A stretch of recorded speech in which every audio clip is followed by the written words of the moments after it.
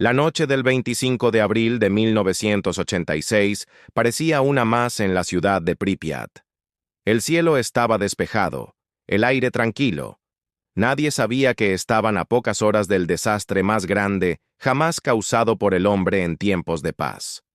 Nadie sabía que el infierno estaba a punto de abrirse sin fuego, pero con algo mucho peor: radiación. La central nuclear de Chernóbil era el orgullo tecnológico de la Unión Soviética, un monstruo de hormigón y acero, capaz de alimentar de energía a millones de personas. Los trabajadores la conocían como una bestia dormida, pero esa noche quisieron despertarla. A las 11:00 p.m., el turno de noche tomó el control del reactor número 4. Se suponía que debían hacer una prueba simple: simular un corte de energía para ver si las turbinas podían seguir generando electricidad el tiempo suficiente como para evitar una catástrofe. El objetivo parecía claro. Lo que no sabían era que ya habían activado el inicio de una tragedia. El reactor, un RBMK, tenía un diseño inestable, pero eso estaba enterrado bajo capas de secretos estatales. Aquel diseño ocultaba una trampa mortal. Al operar con poca potencia, se volvía impredecible, incluso violento. Pero los ingenieros no lo sabían, nadie les dijo, nadie les advirtió. A la 1:00 a.m., los sistemas de emergencia fueron desconectados. Sí, desconectados. Pensaban que interferirían con la prueba. Cada paso los acercaba más al abismo, pero no había marcha atrás. La presión subía, la temperatura oscilaba como un animal enfurecido, pero desde el panel de control todo parecía manejable, hasta que dejó de serlo. A la 1:23:04, uno de los operarios presionó el botón AZ5. Era el botón de emergencia, el que insertaba las barras de control para apagar el reactor. Lo que no sabían es que ese botón, en lugar de salvarlos, lo condenaría todo. En cuestión de segundos, el núcleo del reactor se sobrecalentó. El grafito de las barras hizo contacto con el combustible de forma inestable, y entonces ocurrió. Una explosión sacudió la Tierra. Luego otra. El techo de 2.000 toneladas del reactor fue lanzado al aire como si fuera una hoja de papel. Un haz azul brillante iluminó el cielo nocturno. Radiación ionizante. Invisible, pero letal. En ese momento, comenzó la verdadera pesadilla. Los primeros en llegar fueron los bomberos, sin trajes especiales, sin información, solo con agua, valentía y total ignorancia de lo que estaban enfrentando. Uno de ellos tocó un pedazo de grafito expulsado por la explosión. «Está caliente», dijo. No sabía que acababa de acortar su vida a unas pocas semanas. Mientras tanto, en Pripyat, la gente dormía. Algunos se despertaron por el estruendo, otros vieron el resplandor desde sus balcones. No entendían lo que pasaba. Nadie les dijo nada. El gobierno decidió ocultar el desastre. Al día siguiente, los niños fueron a la escuela. Las familias pasearon por el parque. Todo mientras una nube invisible de muerte se deslizaba entre ellos, penetrando pulmones, piel, sangre, futuro. A 1.000 kilómetros de distancia, en Suecia, una planta nuclear detectó niveles anormales de radiación. Solo entonces, la verdad comenzó a salir a la luz. Pero para los que estaban allí, ya era demasiado tarde. El reactor número 4 no solo explotó, gritó, y con su rugido despertó al mundo entero del sueño de la seguridad nuclear. La ciudad de Pripyat despertó bajo un cielo claro, como si nada hubiera pasado.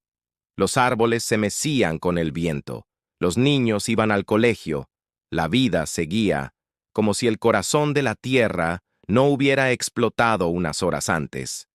Pero mientras la gente desayunaba y caminaba por sus calles, millones de partículas invisibles ya estaban impregnadas en su ropa, en su piel, en sus pulmones. A las pocas cuadras de la planta, los bomberos seguían luchando contra el fuego con agua, sin saber que lo que ardía no era solo metal. Era el mismo aire, contaminado con cesio, yodo, estroncio, plutonio. Una mezcla letal, más allá de lo que cualquier ciencia podía controlar. Algunos comenzaron a vomitar, a perder la visión. La piel se les quemaba desde adentro. Y aún así, siguieron. Porque no sabían. Nadie sabía. En el hospital de Pripyat, los médicos recibían decenas de casos.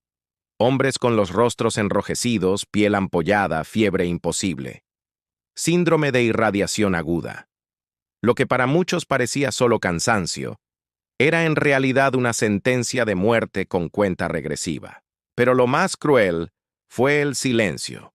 Las autoridades no dijeron nada, ni una alarma, ni una advertencia, ni una orden de evacuar. El partido no podía admitir una falla, mucho menos una catástrofe, así que los mantuvieron allí, respirando veneno, jugando bajo la lluvia radiactiva que caía sin aviso. Miles de personas vivieron, comieron y durmieron entre la muerte invisible durante más de 36 horas. Y entonces llegó la orden, seca, fría, tardía, evacuación inmediata. Unos altavoces comenzaron a sonar por toda la ciudad. Se ha producido una situación en la central nuclear. Habrá una evacuación temporal. Tomen lo esencial. Documentos, algo de ropa. El resto podrán recogerlo más tarde. La gente subió a los autobuses sin sospechar que nunca más volverían. Las casas quedaron abiertas, los platos servidos, las fotos en las paredes, las vidas congeladas. Ese día, Pripyat dejó de existir. Mientras tanto, en Chernóbil, comenzaba una batalla imposible. El núcleo ardía a 2000 grados.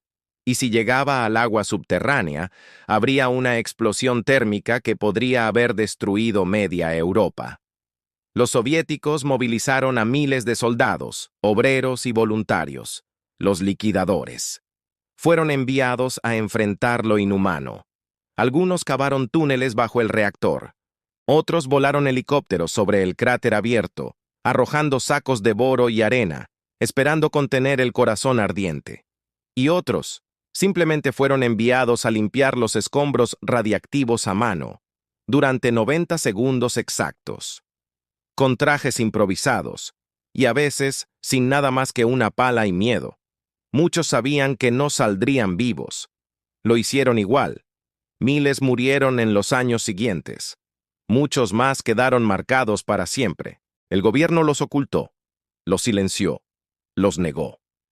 Pero sin ellos, Chernóbil habría sido mucho peor. Y así, la Unión Soviética construyó un sarcófago de acero y concreto sobre el reactor, no como homenaje, sino como encierro, una jaula para un monstruo que aún respira, porque el reactor sigue allí, dormido, observando. Décadas después, la zona de exclusión se ha convertido en un paisaje post-apocalíptico. Pripyat es hoy un museo fantasma. Parques oxidados, muñecas sobre pupitres, relojes detenidos a la 1:23. Y el legado sigue vivo. El cáncer infantil aumentó. La tierra quedó marcada. Miles de vidas fueron arrancadas. Y lo peor, las verdaderas consecuencias aún no se conocen del todo. Chernóbil no fue solo un accidente. Fue una advertencia. Y así termina la historia de Chernóbil. Una tragedia que sigue latiendo bajo tierra, como un corazón envenenado que nunca dejó de latir. Si este tipo de historias te estremecen, te invitan a pensar o simplemente te atrapan, te invito a suscribirte a tu canal, El Archivo Violeta, donde las voces del pasado siguen vivas y las historias que pocos se atreven a contar, aquí siempre encuentran un lugar. Fue el día en que la arrogancia humana perdió contra lo que no podía controlar. Y ese día nunca se fue.